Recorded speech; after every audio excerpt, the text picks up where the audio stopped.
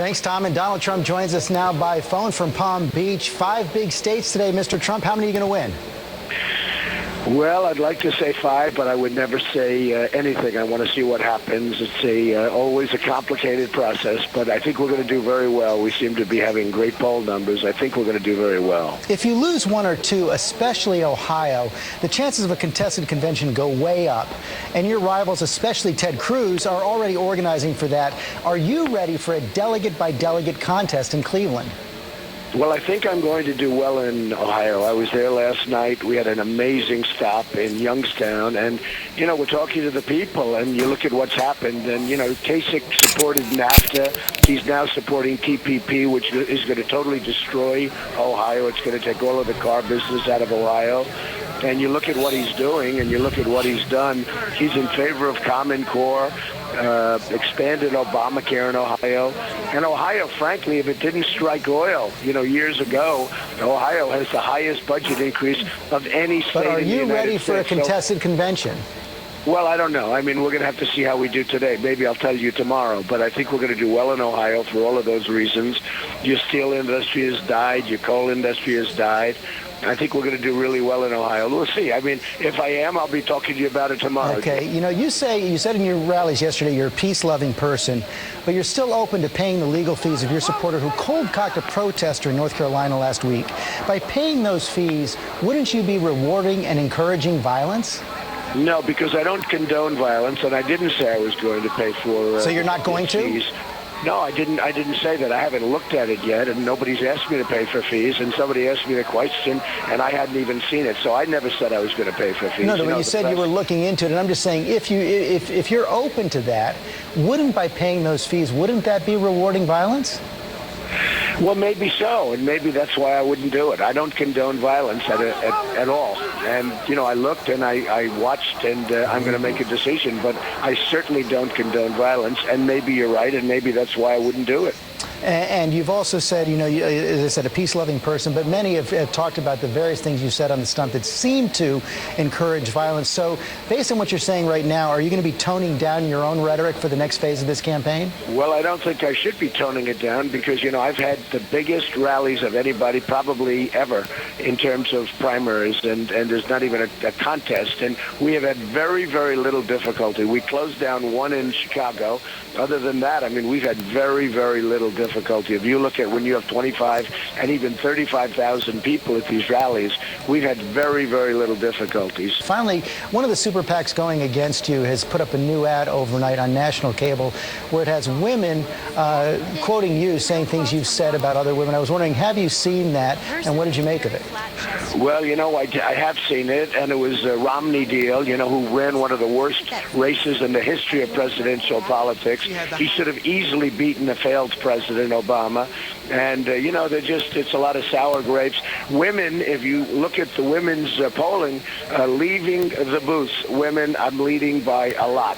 And I've done very well with women and with men and with educated and with the military and with vets. I mean, we're doing well at every category, but I'm leading with women, and I'm very happy about it. Mr. Trump, thanks for joining us this morning. Thank you very much. It's like a possible reversal there on the legal fees. It does seem that way. All the campaigns are very busy this morning. We're going to look live now at the Kasich campaign, hard at work in Columbus, Ohio. And we're joined now by the Republican presidential candidate, John Kasich, good enough to join us live this morning, facing a crucial showdown in Ohio. He joins us from Westerville. Governor, good morning to you on this very busy and important Tuesday morning. We just heard from Donald Trump. He was very critical of your record in Ohio, among things saying that you supported NAFTA. How do you respond to what he said? Well, we're up over 400,000 jobs. We're one of the fastest growing states in America. I've cut taxes by more than any sitting governor. We're running a $2 billion surplus. Our credit is rock solid. Our pensions are very strong.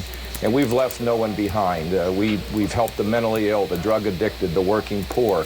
And, you know, this is the same formula I used when I was chairman of the Budget Committee, when we balanced the budget in Washington and we saw a tremendous growth in jobs. So both in Washington and Ohio, I've used the same formula.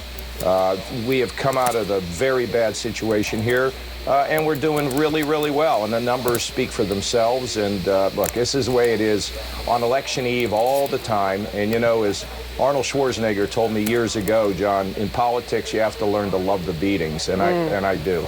It's just another election. And the numbers are in your favor right now. Some of the polls are showing you at a slight lead over Trump. We're going to win. We're going to win in Ohio. Look, is it a must-win? We're going to win here. We've got great momentum. Is it a make or break? Do you have to win Ohio? Yeah, we have to. We're going to win Ohio. Don't worry about it. You'll see tonight. We're going to win Ohio. We're going to do better in Illinois than anybody thinks. I'm going to be campaigning all across this country. We're getting momentum, and for the first time, I've been getting attention here in the last couple of weeks. And a lot of people in Ohio watch me in the debates, and they would say, "How come they don't ask Kasich any questions?" Well, finally, I'm starting to get some time, and we feel very good. Our ground game is terrific. And look, I have about a 79% approval rating among Republicans in Ohio. And I think they're just rewarding two things. One is a good record.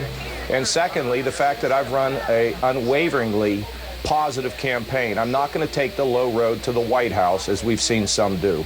And, sir, how difficult has that been? We have seen mayhem. We have seen violence. We have seen name-calling, and you have stayed above the fray. How difficult has that been, or has it? Well, it's not been difficult because I have an obligation to the 11.5 million people who live in Ohio, and also, of course, to my family. I have two 16-year-old daughters. And when I look at the things that I saw at that rally, and I see in rallies and the rhetoric, it's disgraceful, frankly. I mean, we're not a country that spends its time slugging each other in the aisles, or where the people who want to lead the country are insulting every group that he faces. I mean, they're blasting these images all over the world, and I'm sure people are shaking their heads saying, what's happening to America? So it's been very easy for me to be positive, because I think you win with vision. I think you win the Trump voter as somebody who has a record and accomplishments and a vision. I think today, when politicians' lips move, people think they're lying. And the reason I talk about my record is because I want everybody to examine it. I want everybody to understand that I have done these things. These are not just promises. These are things that I've accomplished. And the people of the state are better off as a result. And when I was in Washington, the people in the country were better off as a result. So I'm very happy with what we've done. I know, as I said, it's a very busy, important day. We really appreciate you joining us this morning, Governor Kasich. Thank you. All right, give my best to George. Oh, I'm right here, Governor. He's never far behind. And believe it or not, we already have our first results from the day. There's also a contest in the Northern Marianas Island. Donald Trump has won all 9 delegates. Already. We're going to move on to the Democrats right now. Hillary Clinton's campaign hard at work in Pompano Beach, Florida. We also have Bernie Sanders' campaign out there as well in North Carolina. And Hillary hopes to win in Florida and North Carolina, but Bernie Sanders pushing hard for upsets across the Midwest. ABC's Cecilia Vega in Chicago with the latest. Good morning, Cecilia. George, good morning to you. The polls are already open here. This may be the state where Hillary Clinton was born, but Bernie Sanders is hoping for a big win here.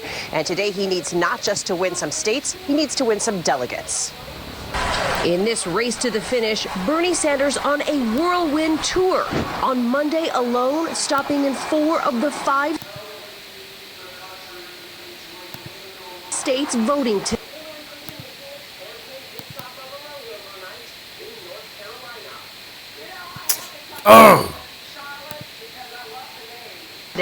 His final stop, Chicago.